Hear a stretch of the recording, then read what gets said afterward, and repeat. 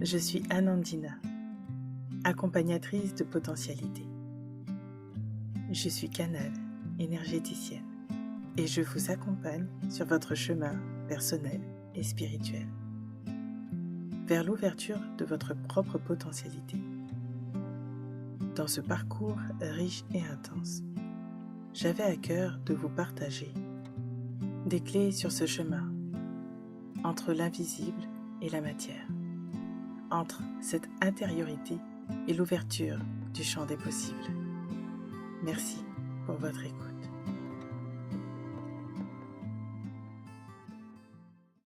Bonjour les étoiles, je suis heureuse de vous retrouver pour partager avec vous un sujet qui revient souvent dans notre vie. Et je me suis réveillée un matin avec cette idée qui a traversé. Puis par la suite, voilà, comme d'habitude, d'autres informations arrivent et on en est tous à un moment dans cette étape-là dans notre vie. Alors, parfois on passe ce cap avec plus ou moins de facilité, mais parfois c'est assez douloureux. Et en même temps, quelle opportunité cela nous offre. Dans ce chemin de vie, nous vivons tous de multiples expériences et il y a souvent cette tendance, consciente ou non, à se comparer, à envier, ou d'avoir cette sensation de manque, de ne pas être assez ou de ne pas faire assez. Nous sommes dans un monde noyé dans la communication, à outrance, avec ce souci des algorithmes, de rester visible, de montrer le succès, de faire le buzz. Et oui, c'est vrai que pour faire parler de certains sujets, l'humour, ça aide. Moi, j'aime beaucoup. Et pourtant, souvent, cela, c'est du vent. Ces images que l'on voit, en tout cas. Ces images que l'on nous vend quelque part. C'est du vent. Ces images, elles attirent parce que nous sommes fascinés par les images, par les histoires qu'on nous raconte. Et puis, on va pas se mentir, parfois, ça fait du bien de voir quelques réels ou quelques vidéos amusantes.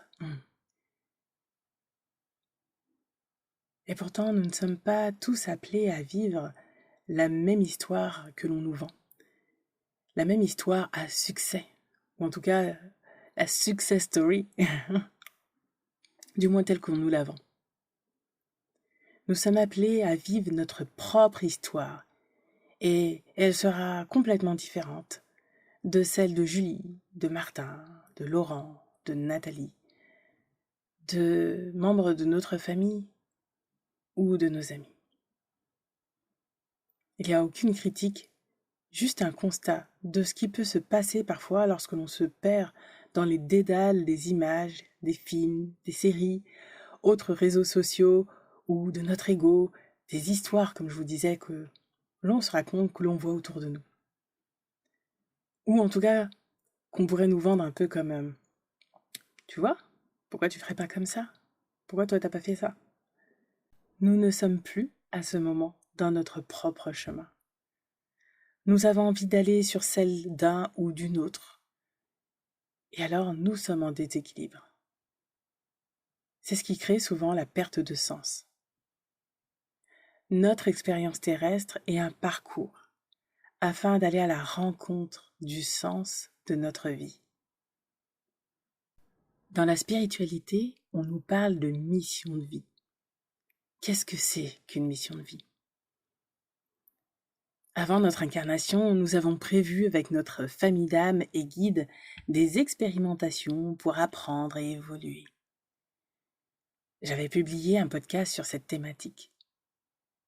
Quelle est la connexion entre les contrats d'âme, les liens énergétiques, le pardon et l'amour? Je vous remettrai le lien dans la description. Nous avons choisi de nous immerger dans l'incarnation pour vivre ces expériences avec plus de paix, de sagesse et surtout d'amour. Lorsque l'on découvre la spiritualité, il est possible d'avoir une phase où l'on veut comprendre sa mission de vie pour y aller pleinement et sans détour. On y passe pratiquement tous à un moment. Cela a été aussi mon cas. Je voulais savoir comment accomplir ma mission, Un peu comme dans les films Commando, on pourrait dire, où on voit les soldats prêts au combat. C'est quoi ma mission, chef? Ok, chef, on y va, on est prêt, let's go, let's go, let's go, on y va. Dans l'énergie, c'est un peu ça. En tout cas, c'est assez proche. Et c'est normal. On est humain. Et on fait avec les méthodes que l'on nous a souvent transmises, c'est-à-dire le mental et la volonté égotique, et non celle du cœur. Mais c'est des étapes. C'est des étapes pour aller vers la voie du cœur.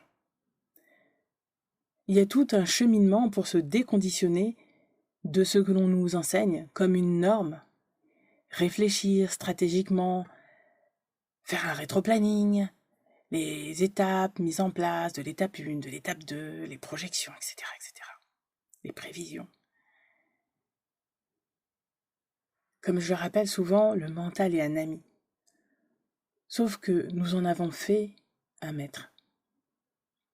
Alors, il y a une citation que j'aime beaucoup de Albert Einstein, qui est « L'esprit intuitif est un don sacré, et l'esprit rationnel son fidèle serviteur. » Nous avons créé une société qui honore le serviteur et a oublié le don. Lors des séances d'exploration, nous avions eu le dragon de la montagne qui avait échangé avec nous sur les missions de vie notamment. Et ce qui nous a transmis est resté gravé en moi. Parce que ça m'a apporté aussi un apaisement par rapport à cette question de mission de vie. Il nous avait dit cela. Ce que vous appelez souvent mission de vie, c'est juste être et faire ce qui vous appelle. Vous appelez cela mission, mais encore une fois, c'est des termes humains.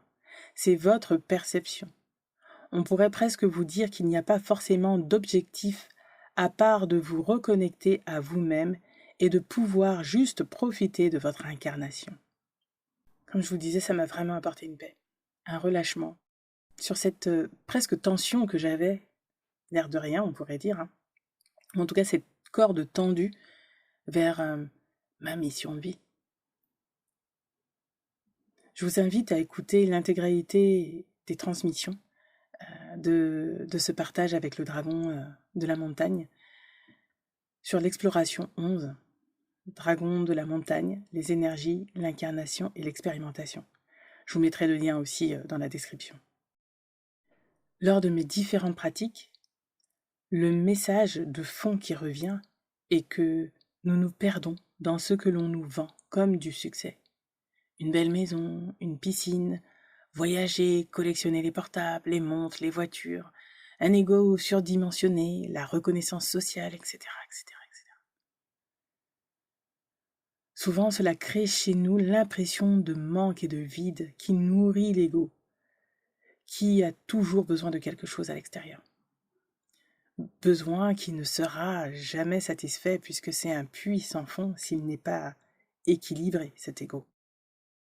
L'une des directions de notre vie est de retrouver l'équilibre entre la matérialité, notre joie, notre intuition, notre élan intérieur, l'énergie de vie qui nous habite, qui nous amène à vivre, expérimenter et agir.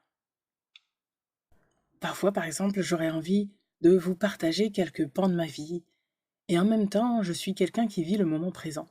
Donc quand je m'occupe de ma famille, de mon jardin, ou que je vis d'agréables échanges, mon réflexe n'est pas de me prendre en photo pour immortaliser le moment et le partager sur les réseaux. J'ai juste envie de vivre simplement. Alors parfois, je partage quelques stories, quelques images ou citations qui me parlent, sans stratégie réfléchie, juste pour partager. Parfois, on me demande de parler un petit peu de ma vie de canal, qu'est-ce que c'est, comment je le vis. Mais en fait, c'est très simple. Ma vie de canal, elle est très très simple puisque je vis en toute simplicité ma vie d'humaine. Et j'ai moi aussi des moments de tristesse, de fatigue, des difficultés.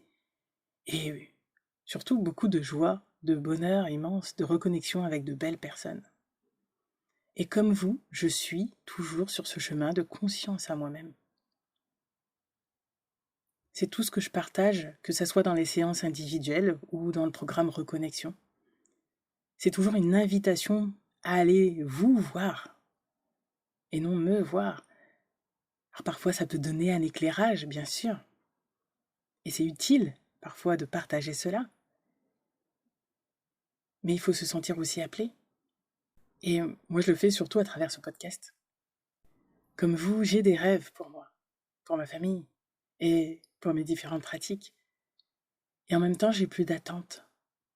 C'est des rêves, oui, mais c'est plus une sensation, une direction où me mène la vie, sans forme ou plan de route précis et détaillé. Je me laisse porter vers ce que ma conscience, l'énergie m'amène. Au final, le seul success story que nous avons à créer est de vivre pleinement notre vie, qu'elle corresponde ou non aux normes sociétales, mais qu'elle corresponde surtout à nos priorités, à l'appel de notre cœur. Et cela peut être avoir une famille heureuse et en harmonie, être à l'écoute de ses proches, une vie de voyage, de découverte des pays ou des cultures, prendre soin des personnes, des animaux, des plantes autour de soi, créer de nouveaux métiers, vivre de son art, quel qu'il soit. Et nous avons tous un art particulier. Et pour certains, ce sera juste ressentir une belle et saine confiance en eux-mêmes et apprendre à s'aimer. Alors oui, vivre une vie ordinaire peut être magnifique, car toute vie est déjà extraordinaire à vivre. Chacun d'entre nous apportons une graine du changement à venir, quelle que soit notre culture, statut, âge, religion, croyance, état physique, mental. Nous sommes créateurs et créatrices de notre vie. Peu importe notre famille, notre pays, notre histoire, personnalité et croyances qui nous ont construits. Nous pouvons vivre une vie pleine de lumière et épanouissante pour nous. Nous pouvons changer pour être simplement qui nous sommes. Et oui, cela demande à nous libérer de beaucoup de croyances sur nous-mêmes et dans notre vie. Il est temps de s'émanciper des scénarios imposés, des histoires que l'on nous raconte ou que l'on se raconte, de retrouver notre autonomie, notre libre arbitre, notre propre voix et nos solutions internes. Et oui, cela peut être aussi inconfortable, parfois, car cela signifie que c'est à chacun d'entre nous d'aller sur une route inconnue pour notre personnalité terrestre, et pourtant bien connue de notre âme, de notre conscience supérieure. On nous a trop longtemps infantilisés, ce qui fait que nous n'avons plus confiance en nous, et nous pouvons être désemparés face à l'inconnu, face à l'immensité de l'inconnu, puisqu'on n'arrête pas de nous demander quelque part de nous créer quelque chose de sécurisant, alors que la vie, ce n'est pas quelque chose de sécurisant. Nous sommes en parfaite sécurité. Mais pour notre mental, le fait d'être dans l'inconnu, c'est un challenge, c'est un saut dans le vide. Et pour l'avoir vécu maintes fois, et même par rapport à ce que je fais aujourd'hui, ça a été exactement ça, un saut dans le vide. Et en fait, tout cela demande une confiance en nous. Quand je dis une confiance en soi, c'est parce que l'on a besoin de nous affermir intérieurement pour ne plus être troublé par tout ce qui pourrait être amené extérieurement et par notre fragilité intérieure. Car nous avons toutes les capacités nécessaires tant que nous ne nous laissons pas tomber nous-mêmes. C'est ce qui permettra de maintenir l'intention, la direction de notre énergie créatrice pour aller sur les talents, les graines que nous sommes venus apporter dans ce monde. Et quand je parle de la foi en l'univers, c'est la foi en notre âme, notre conscience, en la source créatrice de toutes choses qui est en chacun d'entre nous, qui nous apporte exactement ce dont nous avons besoin.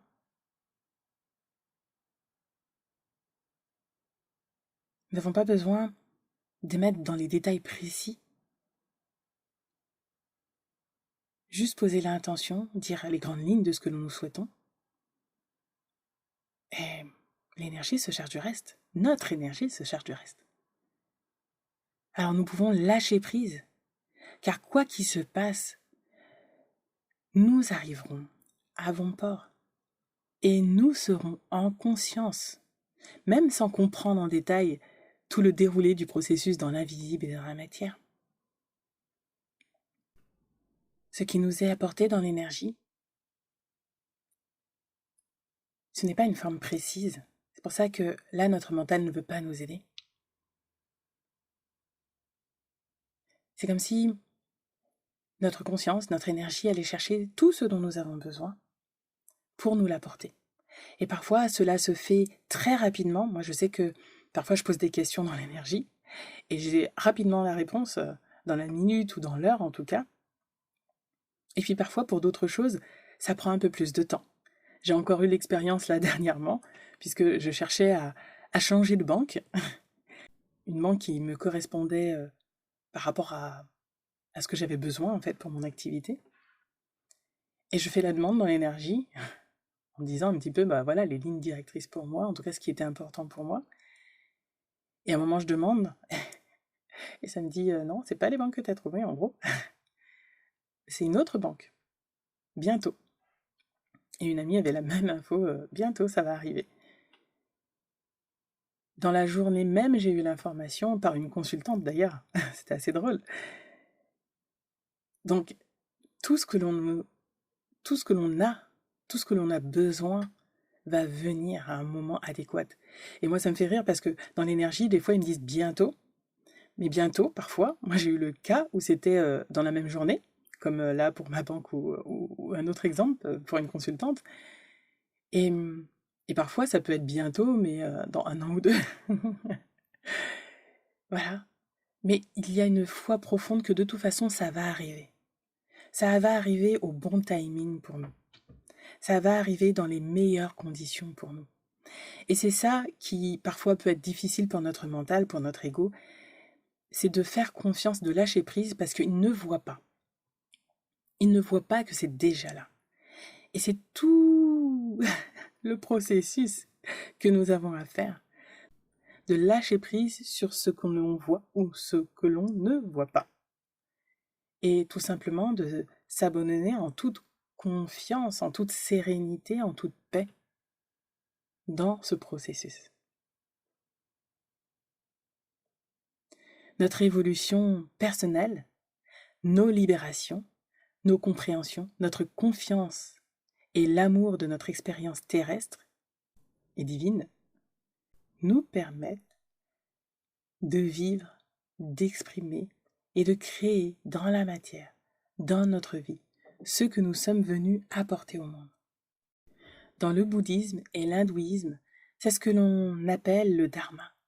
C'est à la fois notre expérience propre, notre expérience individuelle et ce que le divin, l'ordre cosmique ou la merveilleuse orchestration de l'univers, comme j'aime l'appeler, a déjà prévu.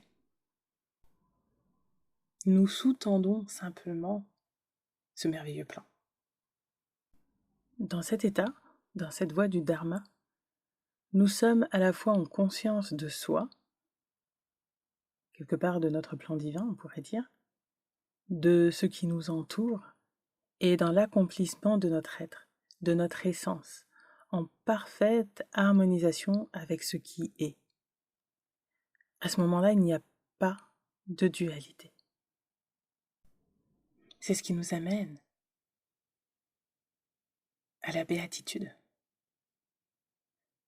C'est pour cela que dans l'énergie, la conscience et les êtres lumineux nous invitent en permanence à la découverte et à la réalisation du plus profond de notre être, notre véritable identité, le grand soi. Alors simplement, si vous voulez être dans votre chemin ou mission de vie, écoutez simplement dans votre intériorité, la profonde envie, l'énergie que vous souhaitez voir faire circuler en vous et autour de vous. En vous recentrant en vous dans la paix du cœur, vous aurez déjà la réponse et vous ressentirez une joie profonde puis une véritable béatitude de la réalisation de soi. Parfois c'est assez fugace quand on le sent, et pourtant c'est déjà là. Et c'est très simple. La vie ordinaire est déjà extraordinaire. Elle est magnifique, elle est belle et précieuse. Alors profitons-en, à la fois dans le cœur et dans la simplicité d'être.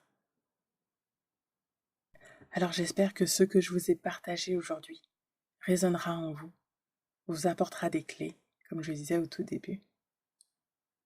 Et surtout faites-le sans pression, en paix, tout simplement. Je vous remercie pour votre écoute et je vous dis à très bientôt.